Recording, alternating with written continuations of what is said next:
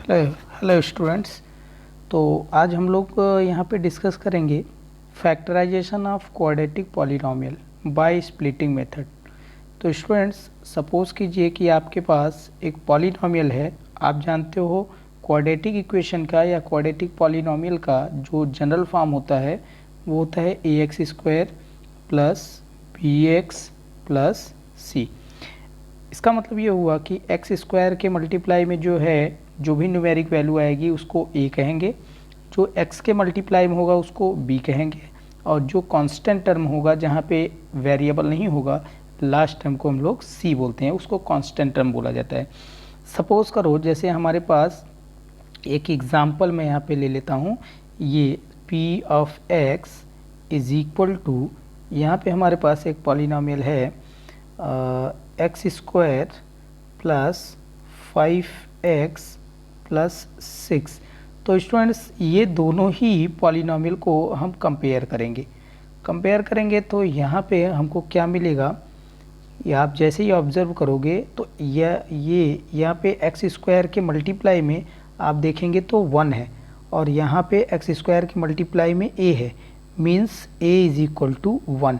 Similarly अगर आप यहाँ पे देखें तो x के मल्टीप्लाई में 5 है, बट जनरल फॉर्म में x के मल्टीप्लाई में b है, मीन्स b की वैल्यू हो गई 5, और यहाँ पे आपको कांस्टेंट टर्म मिल रहा है 6।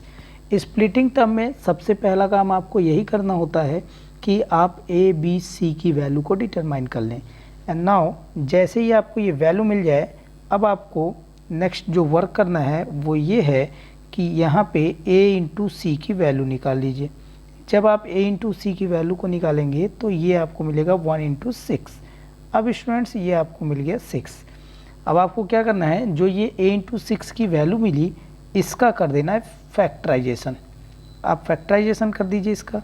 तो फैक्टराइजेशन जब करेंगे तो 2 से कैंसिल करेंगे इसको, 2 3 जा 6, और उसके बाद ये हो जाएगा 3 1 जा 3, मीन्स ये दो फैक्टर इसके आपको मिल गए 2 और 3, 6 के दो फैक्टर आपको मिल गए। यानी कि a इंटू सी की जो वैल्यू आपको मिलती है उसका आपको कर देना है फैक्टर, और इन फैक्टर्स को इस तरीके से एडजस्ट करना है कि यहाँ पे अगर c की वैल्यू प्लस में है, ये जो आपको वैल्यू दिख रही है c की, अगर ये प्लस में है तो इन दोनों को ऐड करने पर ये बीच वाली वैल्यू आनी चाहिए। लेकिन अगर यहाँ पे माइनस साइन है स्टूडेंट्स, c की वैल्यू अगर यहाँ पे माइनस में है तो इसका मतलब ये हुआ कि ये जो फैक्टर आपको मिला एक में से दूसरे को सब्ट्रैक्ट करने पर ये बीच वाली वैल्यू आनी चाहिए। तो अभी मैं आपको सब्ट्रैक्शन वाला बताऊंगा, पहले हम एक प्लस वाला ये देख लेते हैं। तो 2 और 3 को देखिए ऐड करेंगे तो ये बीच वाली वैल्यू मिल जाएगी, और यहाँ पे इन दोनों का मल्टीप्लाई करेंगे तो a इंटू सी के बराबर ये वैल्यू आ जाएगी।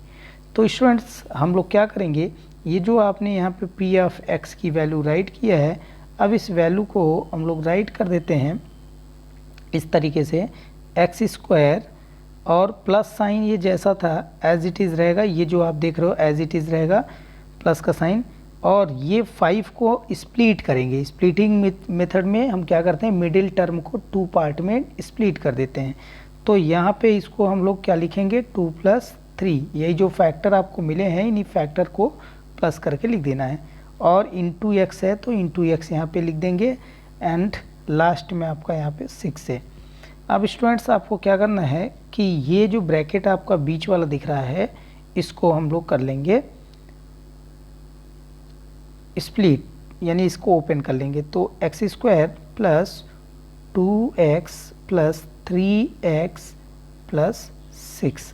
अब आप यहाँ पे देख पा रहे होंगे स्टूडेंट्स, ये आपका जो है x को कर लेंगे आप कॉमन, तो यहाँ से आपको मिलेगा x प्लस 2। पहला जो आपका टर्म है x² है, x को बाहर लिया तो केवल x बचा, और यहाँ से 2x में से 2 केवल बचेगा।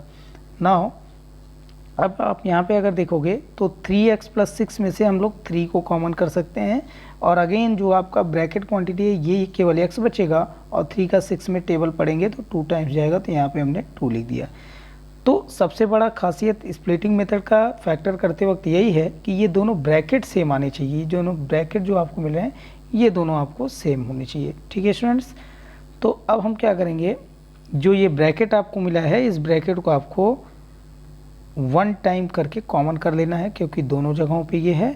उसके बाद नेक्स्ट ब्रैकेट में यहाँ पे मल्टीप्लाई करके ये जो आपका रिमेनिंग पार्ट है ये x और इधर का जो रिमेनिंग पार्ट है +3, यही आपका फैक्टराइजेशन हो गया।